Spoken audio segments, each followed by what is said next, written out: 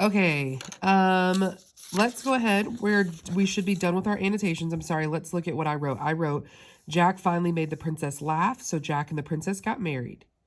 Okay, that's what happened at the end of my story. Okay, now let's go ahead. We're going to flip it over to the back. We're going to look at number 1. I need you to get 3 colored pencils. They do not have to be these colors. I don't care what colors they are, but you need your 3 colored pencils because we're going to really look at these questions and figure out what these questions are asking, okay? Okay, so number 1 says, which sentence from the text best expresses the conflict? Okay, so I'm going to take my orange colored pencil and I'm going to circle the words that I know are important in this question. Okay, so this word right here, best. This is going to be a best question. So we know if it's a best question that there's going to be 2 answer choices that sound really good. So I need to be careful with that word best. Okay, and then I also am looking for the conflict. Now remember, the conflict is the problem in the story. Okay, conflict is the problem.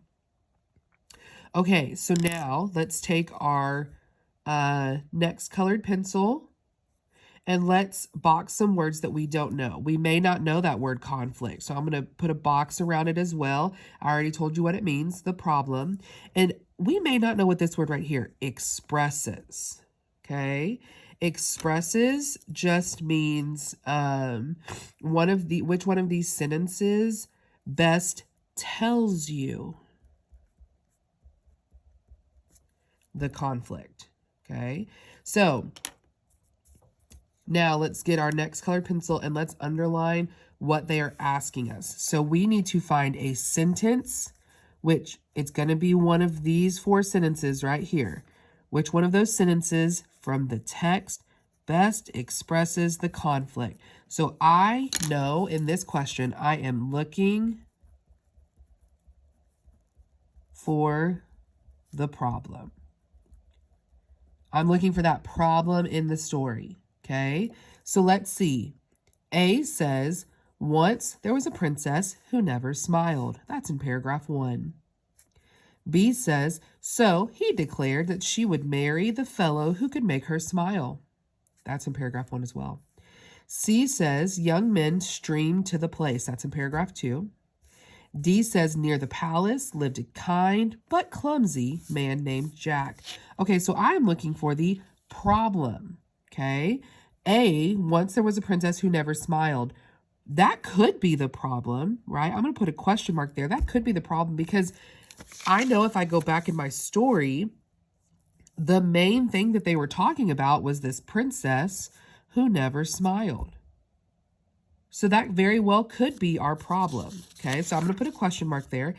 B says, so he declared that she would marry the fellow who could make her smile. Does that sound like the problem?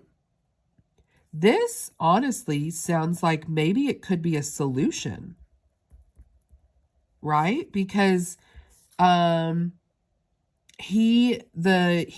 king, is saying that whoever can make her smile is going to marry her. So it sounds like he's trying to solve the problem of her never smiling. Okay, so it's not B. C says young men streamed to the palace. No, that's not the problem. They're trying to solve the problem. Okay. D says near the palace lived a kind but clumsy man named Jack. Nope, Jack is there to help solve the problem as well. So my only answer choice that talks about the problem is A. Okay, now I'm going to put A on question number 1. And then I'm going to give you a second. I want you to tell me why. Why do you know that you're right? Okay, and then when we come back, I will show you why I know I'm right.